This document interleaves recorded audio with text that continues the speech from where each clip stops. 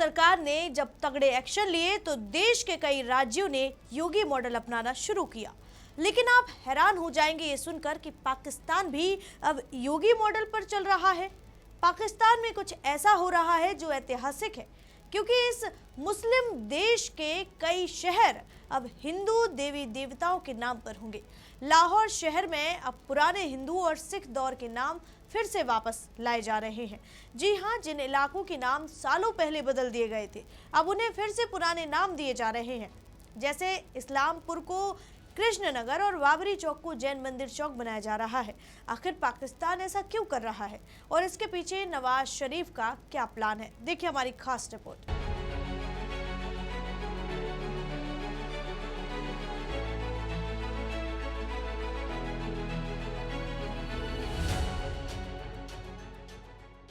नमस्कार, मैं हूं आराधना रामदेव। आप देख रहे हैं वीके न्यूज। पाकिस्तान के लाहौर शहर में अब एक ऐसा बदलाव शुरू हो गया है जिसकी चर्चा सिर्फ पाकिस्तान में ही नहीं बल्कि भारत में भी हो रही है। लाहौर की सड़कों, मोहल्लों और ऐतिहासिक इलाकों के नाम एक बार फिर बदले जा रहे हैं, लेकिन इस बार नए नाम नहीं रखे जा रहे बल्कि पुराने नाम वापस लाए जा रहे हैं। यानी वो नाम जो बंटवारे के पहले इस शहर की पहचान हुआ करते थे। जिस इलाके को पिछले कई दशकों से इस्लामपुरा कहा जा रहा था, अब उसे फिर से कृष्णनगर बनाने की तैयारी हो रही है। बाबरी चौक का नाम बदलकर जैन मंदिर चौक किया जा रहा है। सुन्नत नगर अब संत नगर कहलाएगा और मुस्तफाबाद का पुराना नाम धर्मपुरा दोबारा वापस लाया जा रहा है। दरअसल 1947 के बंटवारे के बाद जब लाहौर पाकिस्तान का हिस्सा बना, तब धीरे धीरे शहर की पहचान बदलनी शुरू हुई। कई ऐसे इलाके जिनके नाम हिंदू, सिख या ब्रिटिश दौर से जुड़े थे, उन्हें हटाकर नए इस्लामिक और पाकिस्तानी नाम दिए गए। उस समय इसे नई राष्ट्रीय पहचान बनाने की कोशिश माना गया, लेकिन अब करीब 80 साल बाद पाकिस्तान में ही ये बहस शुरू हो गई है कि क्या इस प्रक्रिया में लाहौर की असली सांस्कृतिक विरासत कहीं खो गई। अब पंजाब सरकार, जो मरियम नवाज की अगुवाई में काम कर रही है, उसने फैसला लिया कि लाहौर की ऐतिहासिक पहचान को फिर से जीवित किया जाएगा। कैबिनेट मीटिंग में इस योजना को मंजूरी भी मिल चुकी है और बताया जा रहा है कि इस पूरे प्रोजेक्ट के पीछे पाकिस्तान के पूर्व प्रधानमंत्री नवाज शरीफ की बड़ी भूमिका है। नवाज शरीफ इस समय लाहौर विरासत क्षेत्र पुनरुद्धार परियोजना चला रहे हैं। उनका कहना है कि लाहौर सिर्फ एक शहर नहीं बल्कि सदियों पुराना सभ्यता, संस्कृति और इतिहास का प्रतीक है। इसलिए उसकी असली पहचान को मिटाना नहीं बल्कि संभालना चाहिए। अब सवाल ये है कि किन किन जगहों के नाम वापस लाए जा रहे हैं। सूची काफी लंबी है। इसमें Queens Road, Jail Road, Davis Road, Lawrence Road, Empress Road, Krishnanagar, Sant Nagar, Dharampura, Ramgali, Lakshmi चौक, जैन मंदिर रोड, कुम्हारपुरा, मोहनलाल बाजार, सुंदरदास रोड, भगवानपुरा और शांति नगर जैसे कई ऐतिहासिक जगहें शामिल हैं। लेकिन ये बदलाव सिर्फ नामों तक सीमित नहीं है।